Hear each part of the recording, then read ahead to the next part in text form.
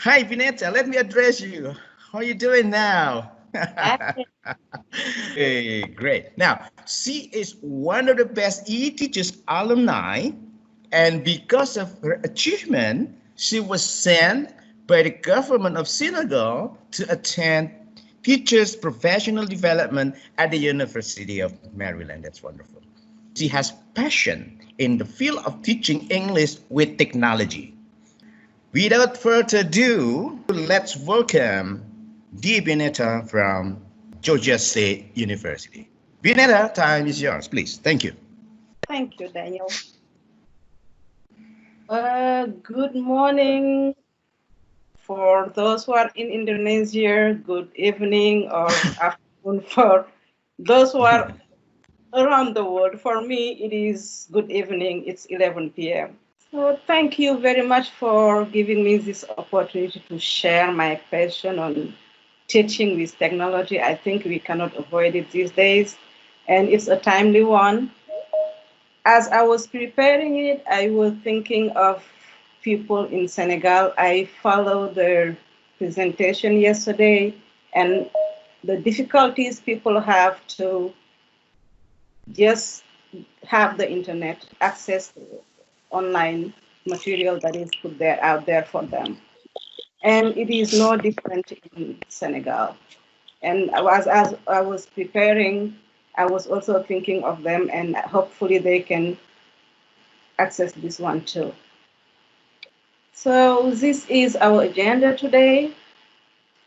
We will talk about PowerPoint, the basics. I know many of the attendees already know how to use PowerPoints, but while some of them might find it basic, please remember that there are others who still need those basics. So I will start with the basics. So I will talk about PowerPoint and YouTube, not separately, but how to put them together to create videos that we can share with our students. So let's start with the basics of PowerPoint. We all know how to create a presentation. When we open PowerPoint, this is what we see. We just click on New, and we have this will come out, and we choose whatever design we want. We can even choose a blank presentation. So while creating our lesson, we might want to keep it simple and easy for our students. Here are a few tips that I have. Use minimal content on each slide, using bullet point as much as possible and avoiding too much prose on the slide. That might be too much for the students. And use animation to sequence the content of each slide only when necessary. You don't want to use animation just for the sake of using it with stuff flying around all over the place to the point of being distracting. We can also use the shapes tool to highlight the key points also when necessary. And important, we might want to use section divider slides to divide the lesson we are preparing into section. What does that mean in practice? So I will be navigating between different. Here is a sample PowerPoint that I prepared for my students here at Georgia State. So this is what I mean by the divider slide, section divider. So we have one just for the definition. After we give the definition, we want to talk about the form. We have one slide announcing that we are going to talk about the forms and the position of adverbial and so on and so forth. And when we look at the content of the slide, we keep it minimal. So for this one, I did not use any animation because I actually do not need it. It's just one point. For this one, however, it's different. There is quite a lot on it. We have 2 points, and the second point has 3 different things I want my students to focus on. So when I'm showing, when they are seeing is, this is what they are seeing. They will see information one point, the information 1 point at a time. After talking about it, I don't need to write much about it, but I put just the bullet point. I will explain it when I start recording the slides. And then the second point, talk about the second point, and I use the shapes tool to direct them on what I want them to focus on. All right, so how do we get there? Very easy. This is the original slide. If I want the animation, I know many of you know how to do it, but remember again, others still need to know. So I just click on the box here and I go to animation. And I will just select one animation. Usually I go with fly in, it's simple. So this is how I do it first. And I want them to focus on these 3 examples. I'm gonna go to the tools here, the shapes. And I just use the bubbles, just the bubbles, these bubbles.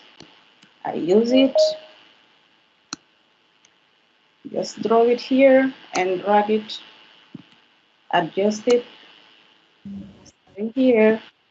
What I want them to know here is this is and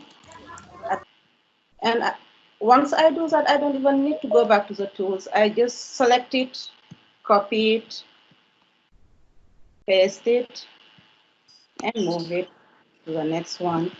I will just take the yellow thing here. There we go. This one will be a prepositional phrase.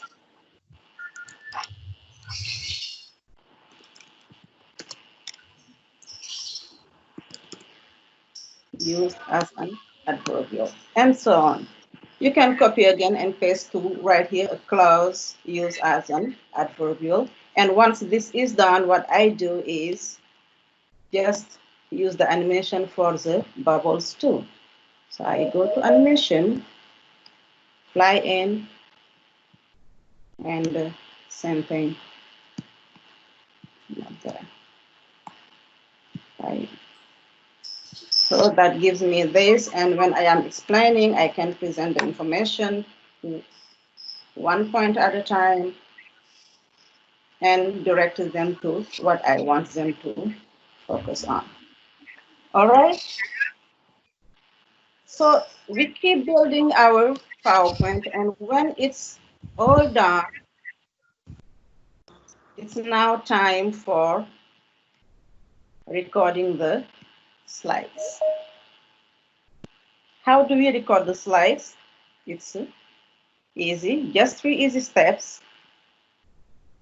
First, we go to slideshow on top of the page, slideshow, click on slideshow. Once you do that, you will see this, and you click on record the slideshow. And once you click on that, it will take you to the recording screen. In practice, what does that mean? I'm going to open this sample PowerPoint again. So we are here. We go to our first slide and we click on slide show. Once we click on it, we have record slides, and we click on record slide. Now for this presentation, I am not going to click on record slides, because if I do, it is going to pause our live session, and we don't want that to happen, right? So, but I am going to show you what will happen once you click on record the slides. Once you click on it, this is what you will have. This is what you will see. Okay? You have the first slide, the next slide, and all the other slides here. Once this screen shows, you can start recording your slides, explaining your lesson. And once you're done recording the first slide, just click on this button to move to the next slide. And so on and so forth until you reach the end of your slide.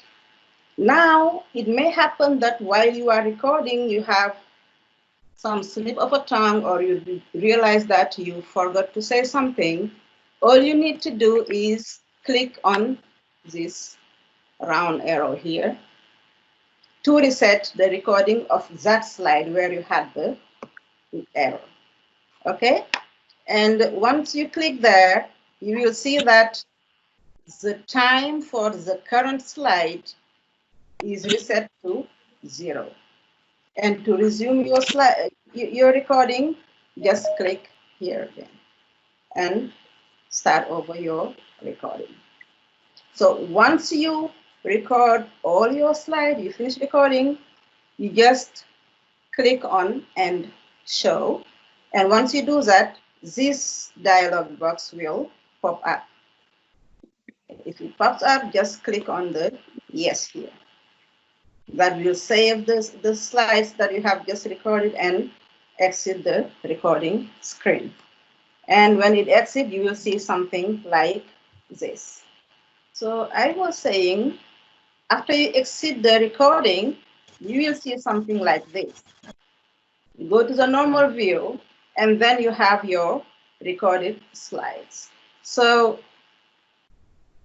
just to test it, you see. Well, Can you welcome back. hear it? We've seen noun complement clauses, verb complement clauses, All right. and adjective complement clauses. Now we are going. That's it. So you have recorded your slides. Make sure that all the slides have been recorded. Every time you see the icon here, see, it means that it has been recorded. But it can happen that some slides do not record correctly. Like this one, it did not record at all. When that happens, what we need to do is just select this one slide and repeat the process. Go to slideshow and click on record slide, and you record that one slide and exit and save. So recording the MP4, again, we have 3 easy steps. First, we go to File, click on File, and on the drop-down menu, click on Export. Once we click on that, we will see something like this. We choose the name of our file and choose the format of the file by clicking on the button here in File Format. Once you click on it, this will appear, this drop-down box, and we select MP4 and then click on Export. What does that mean in practice? And once you have our MP4, you can now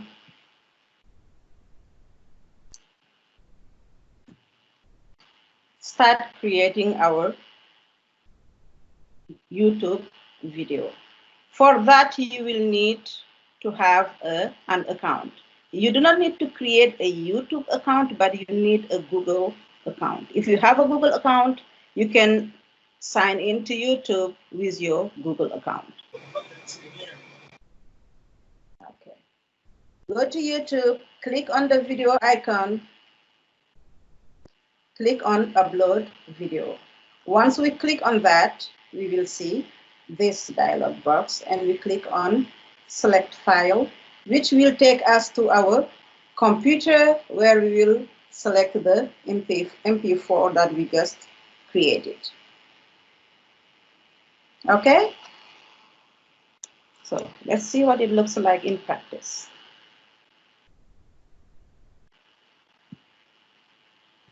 Daniel, are you seeing my YouTube page? Not yet. Not yet. So what I'm looking at now is 3 easy steps. So what are you doing now there on your computer? On the YouTube page. Oh, okay, okay. I think let us do the same thing. Just Share it again. yeah. Okay. Stop shredding and then you come back again. You begin Okay. shredding. Okay. Yeah. Wait. All right. So what I'm looking at now is channel videos is something on YouTube. Is that Perfect. right? Perfect. Okay. Go ahead. All right. So this is how we are going to create our video. We click on here. And click on upload video. We click on select files. Okay. And it will take us here. This is the MP4 I just created, and I do open. It is uploading. Once you open it, you just have to follow the instructions.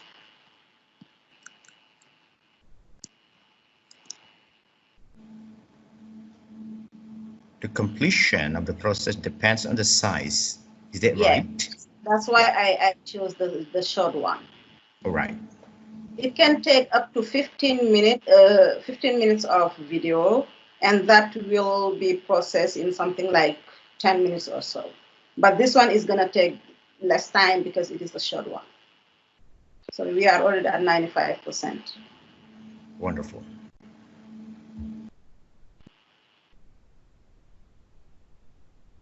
So here you can, all right, we already have it. What we do is select a playlist. You can create one new playlist. I'm going to call it webinar. Okay, create.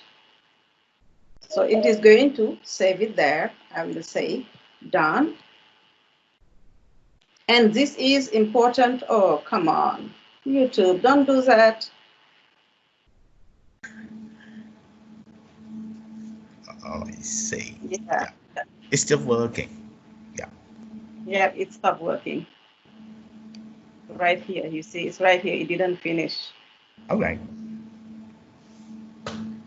But the rest of the files are sometimes, I mean, the complete version, right? The below one. Yes, those are things that I recorded before. Okay.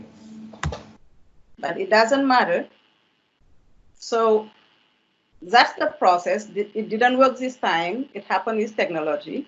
So these are things I recorded before, and I will come back to them later.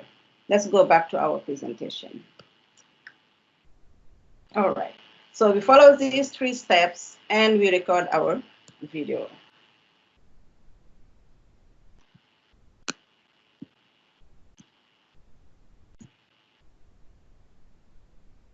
All right.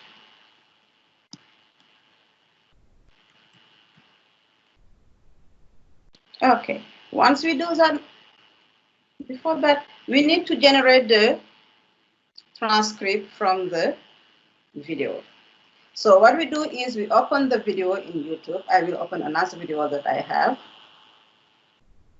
And then the 3 dots here, small dots here, we click there, we will see this box, and we will select Open Transcript. Once we click on Open Transcript, we will see something like this. Again, we go to the 3 dots, click, we'll have toggle time span. We want the transcript, but we don't want these time stamps. So what we do is click on toggle time stamps and obtain our transcript. If we go back to YouTube, can you see YouTube?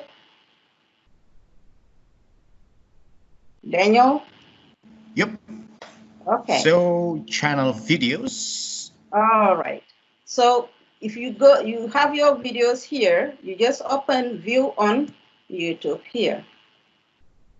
Okay.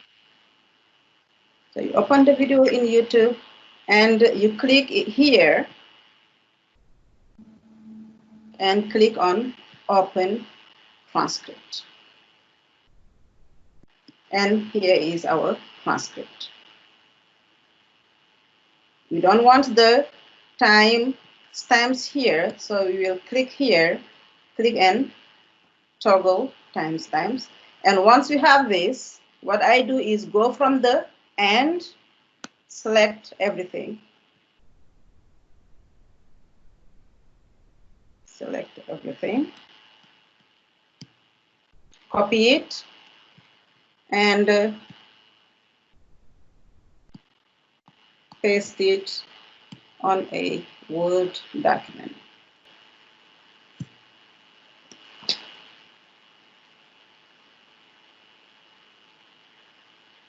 So this is the transcript. Now it's machine transcribed, so it is important that we go over it and edit it. For example, here we have noun, it is noun.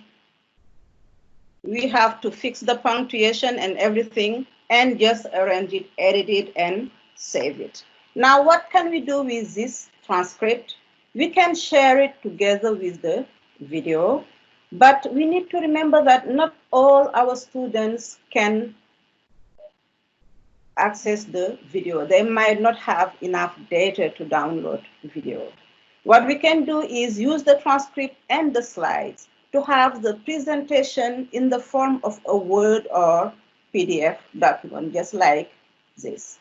So this is the first slide, the transcript that goes with it, the second slide, and the transcript that goes with it.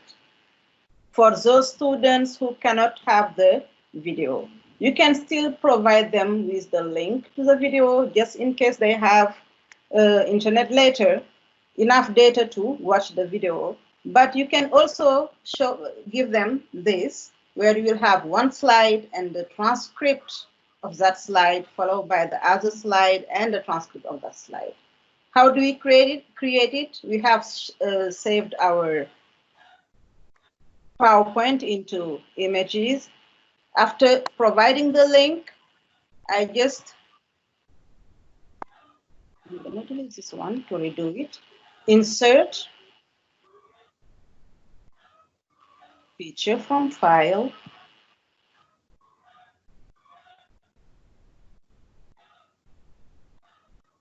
Okay, so this is where we have all our pictures, sample PowerPoint 2. I'm just going to put slide 1. Insert. There we go. We have slide 1, and we copy the part of the transcript that corresponds to slide 1 and we paste it. And then we move to slide 2, insert the slide, copy the transcript and paste it until we have the entire lesson. Once that is done, we save it into Word first, and next we save as. And here, instead of Word, we change it. We save it as PDF. That way they have both versions available to them, whichever is easier for them to access. It has been fast, I think. Yep. Okay. Final thoughts. All right, just the final thoughts.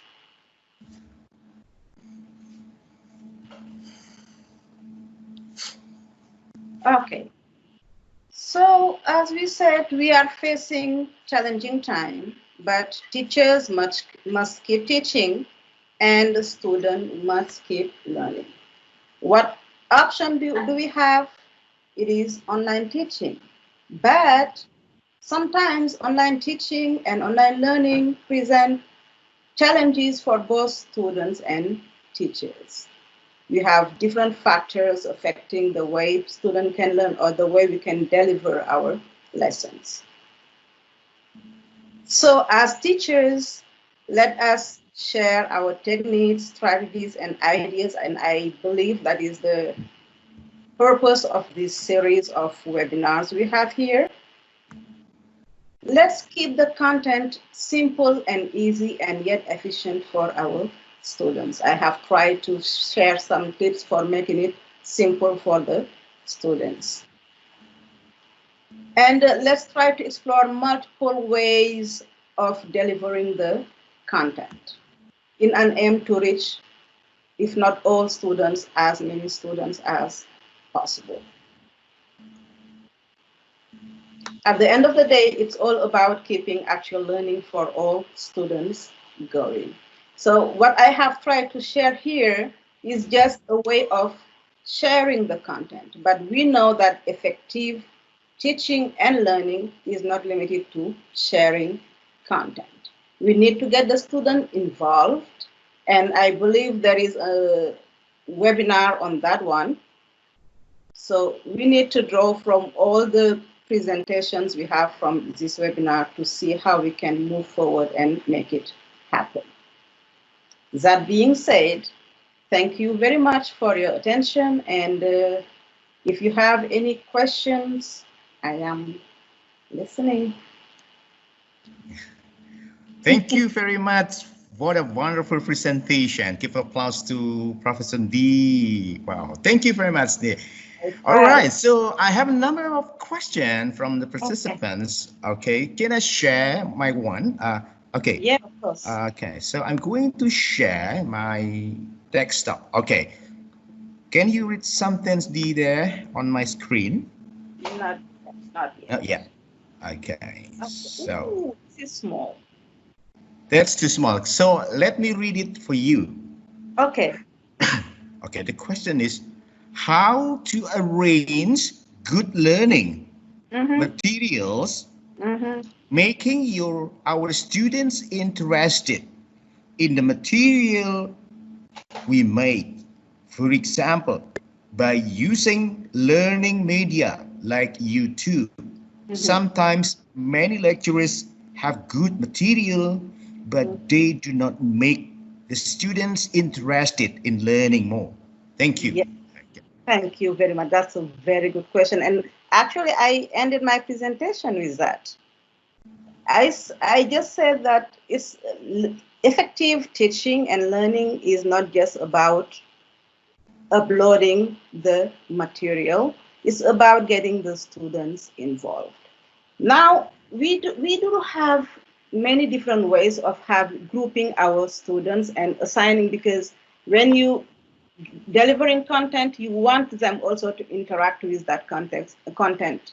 So putting them in groups, it can be Facebook groups or Google Docs or WhatsApp groups, whatever is easier for them, and assigning practice activities, some project that they can do together while using the content you just provided, so that they can interact with the materials that you just uploaded. If they don't use it, mainly when you're teaching language, if they don't use it, well, it's not helping.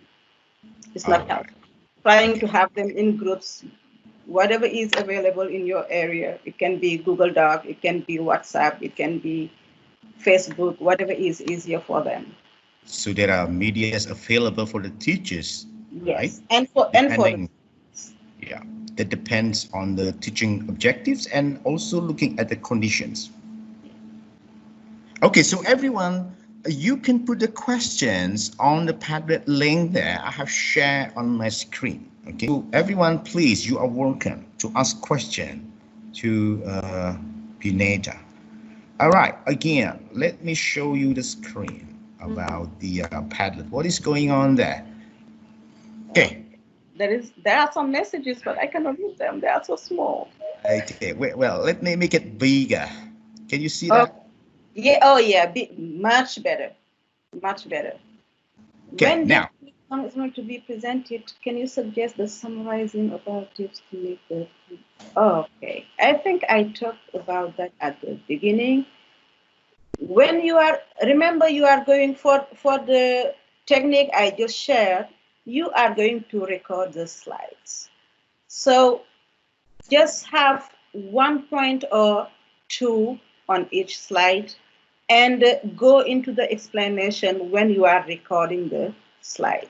Make it simple because too much prose is a little aggressive for students. So the slides, keep them simple and bullet points so that they can go straight to the point. Now the details that you need to explain, you can explain them while recording the slides. You can give all the explanation one point at a time. That will help them focus on the information you're giving them just one by one. All right, okay. Let me find this. Okay, for those who do not have a Microsoft PowerPoint, is there another free app you can recommend? Free app? I think PowerPoint is the most affordable one. Yeah, yeah. And that's why I actually shared Yeah. PowerPoint, because that's the most affordable one. Absolutely. Yeah. I agree. Okay, next. Is a good idea to present the ideas in a form of mapping or boxing? Of course.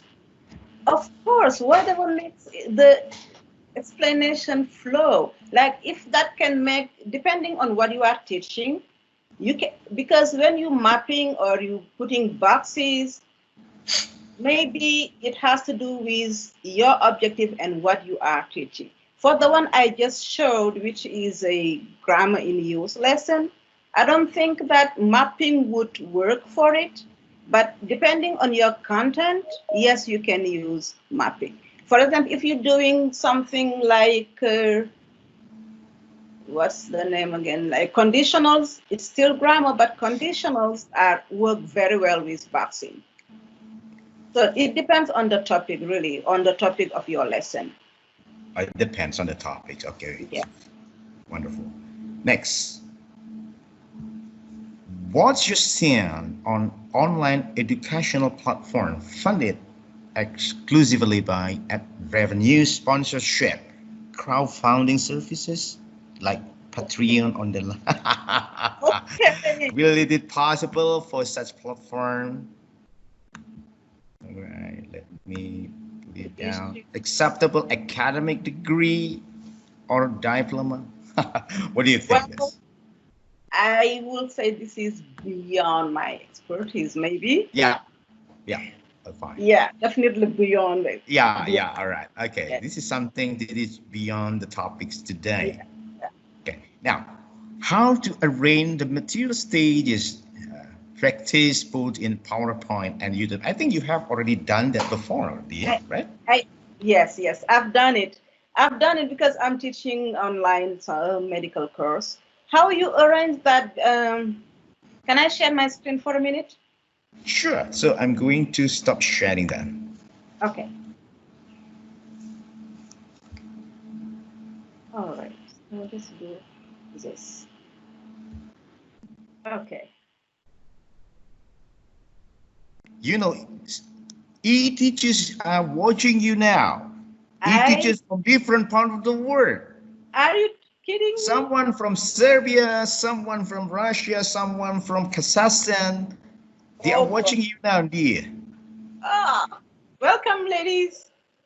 Yeah, even from Mexico. Oh, okay. Yeah.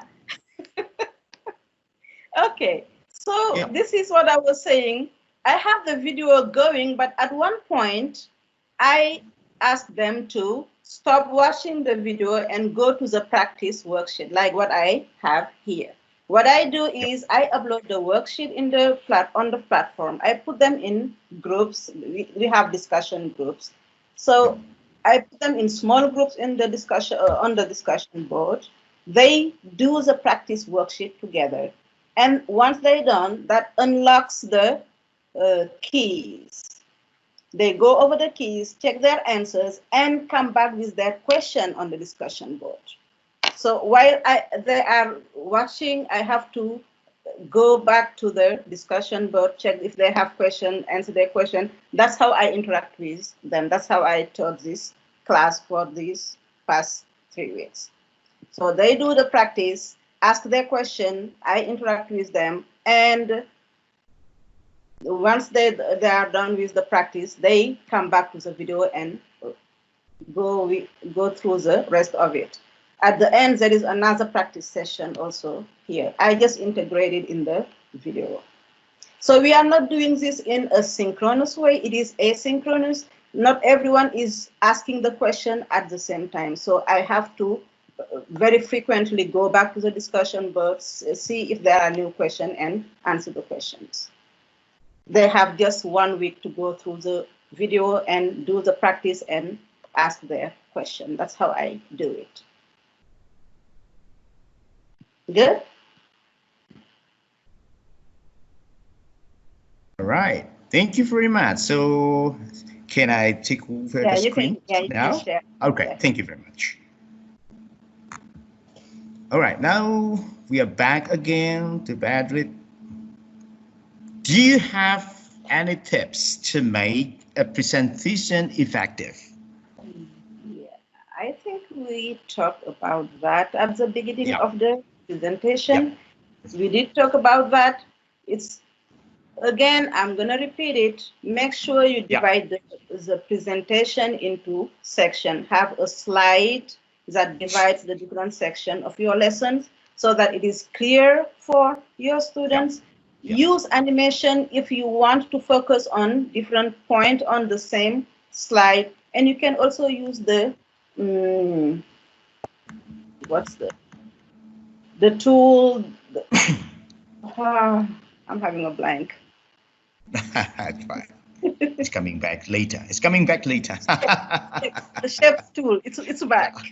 The shapes tool, use the shapes tool just if you have specific points you want them to focus on. If this is being recorded, I think if you look back at that section, you can see the tips for just making it simple and easy. Remember, this is presentation for students. It's not like a conference presentation. So we need to make it as simple as possible for the learners.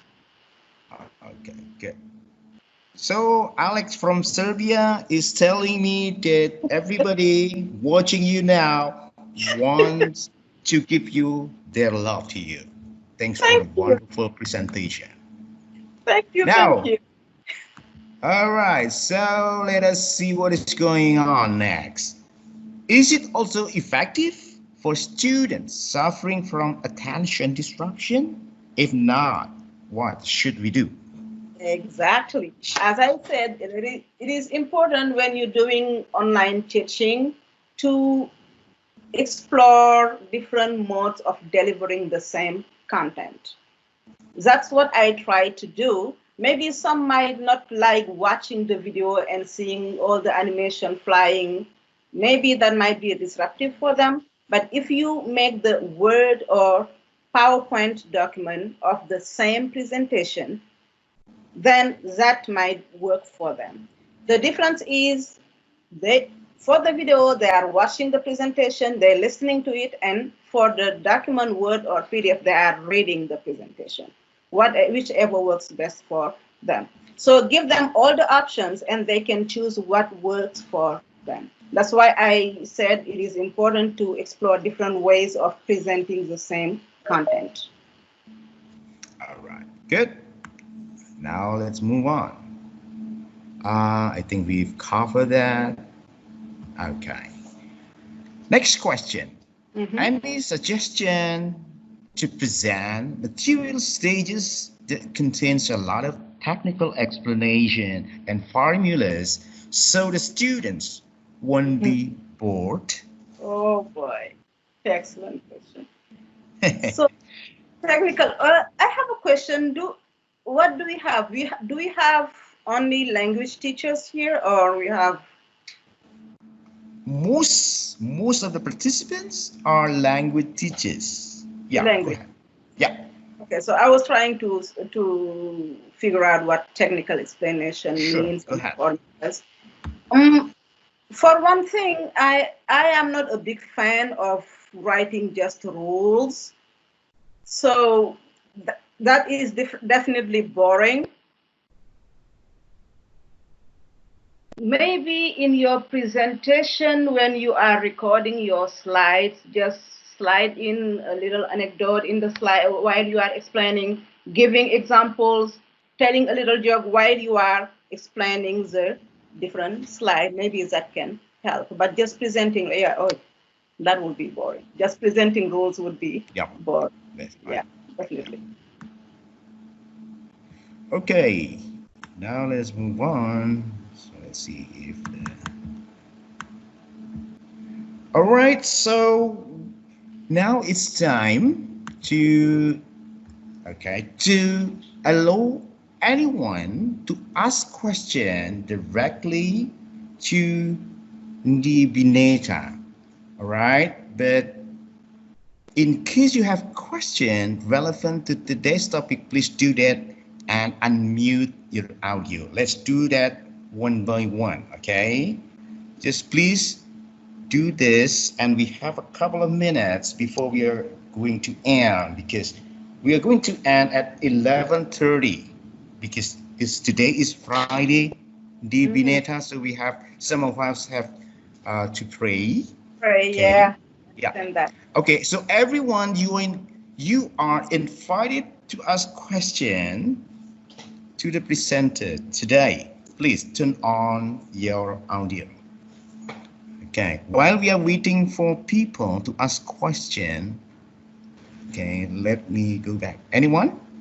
Seems like the yeah, sure. Go ahead. Yeah. Good morning, Prof. Yeah, I would like to. Would you tell your name, sir, please? Yeah, my name is Teguh Sulistyo from Malang City. Yeah, I'm wondering how to make our students get in touch with the class when we are having PPT like yours. Yeah, because based on my experiences, yeah, some of my students are not really active. Yeah, they are very, very passive. Yeah, can you give us some suggestion? Yeah, thank you very much, Prof. Thank you. Very good question. I think we had a similar question before. If you have a platform you are using, that makes it easier because you have the discussion boards and you put them in groups and ask them to go over the video and discuss the content of the video. You give them discussion topics that direct them toward the points you want them to talk about.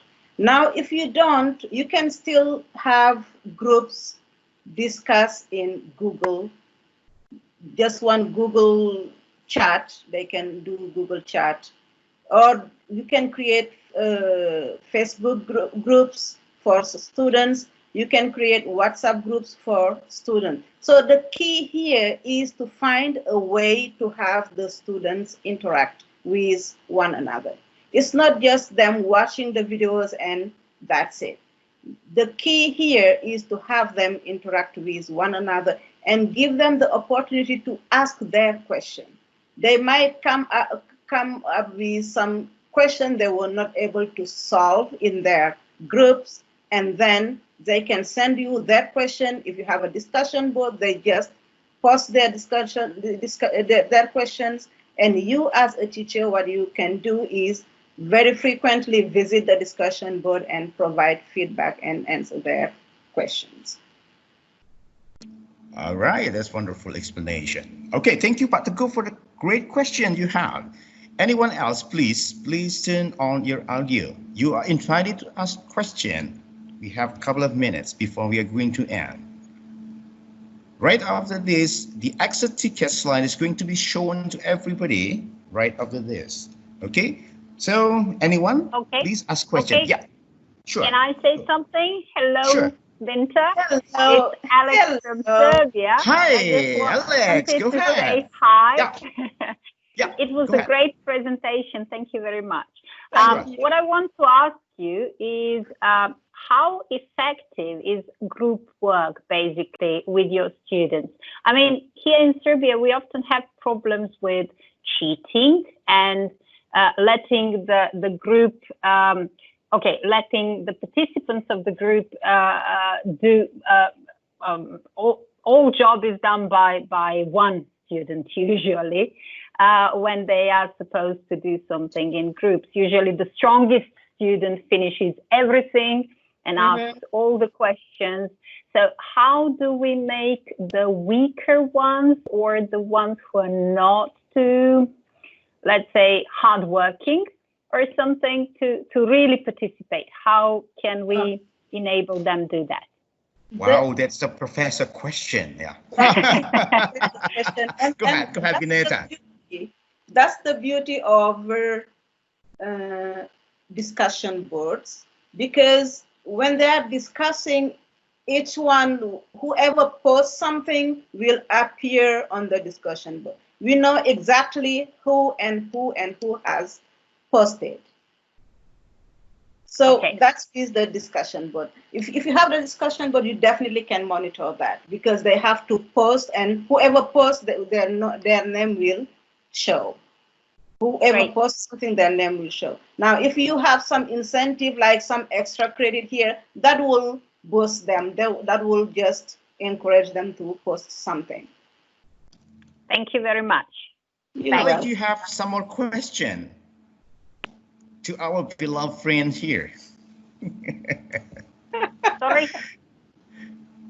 Do you want to ask more questions, Alex? Is that all? Hello? Yeah, that's all for now. Okay, thank you very much, Alex. Yeah, thank you for now. Okay, another person is going to ask question. Okay, please introduce yourself, sir.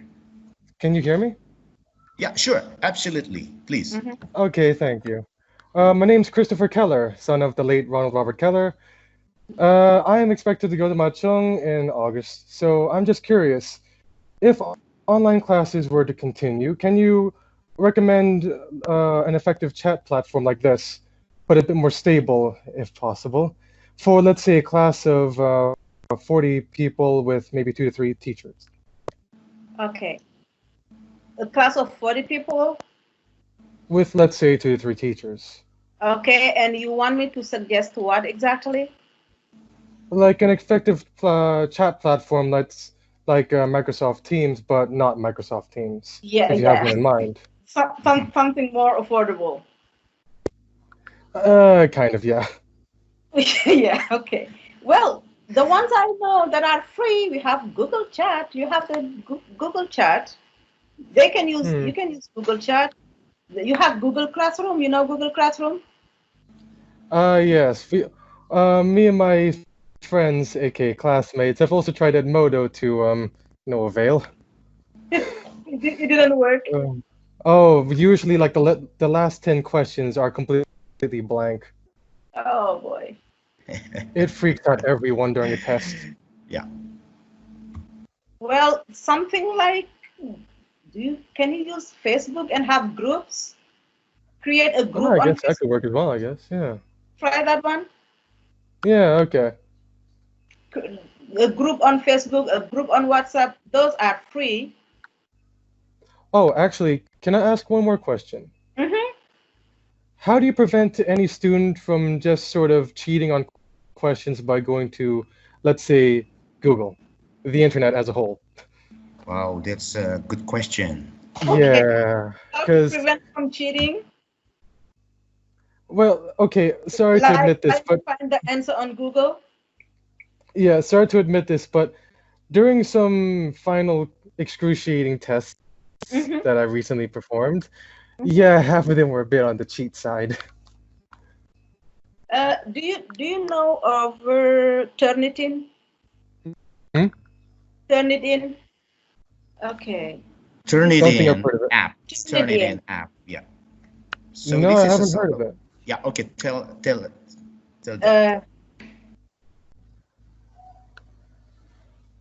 Daniel, can you write it down somewhere so that they can see it? You know how to turn it in? No. Could you please elaborate? It's an application. It's like once the students submit their paper, you run it through Turnitin, and if it has plagiarism from anywhere, it will detect it. Oh, that is quite effective then. Now you have to go through, because you have to be careful. If they are working in group, they might be writing the same thing, and Turnitin will show it as plagiarism because you have 2 students submitting the same thing. Ah, I see. Yeah, that's the downside of Turnitin. So if they are working in group, those who are in the same group might have a high score of plagiarism, even though they did not plagiarize anything. Okay, that would explain a lot, actually. But the, but the thing is, Turnitin will tell you where the other source is. They will tell you from another paper from this university or from a paper published in this journal or something like that. Wherever the origin is, if it is from the web, it will tell you too. Ah, so essentially it traces back all the answers Yeah, it tries to cross-reference. it does. It does.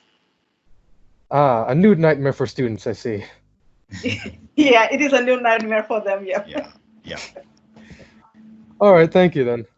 Thank you very much for the question. Okay, so everyone, one more question before we are going to end. One more question. Okay, please, everyone, you are welcome to ask question to Ndeye Bineta. Okay, so right over that, the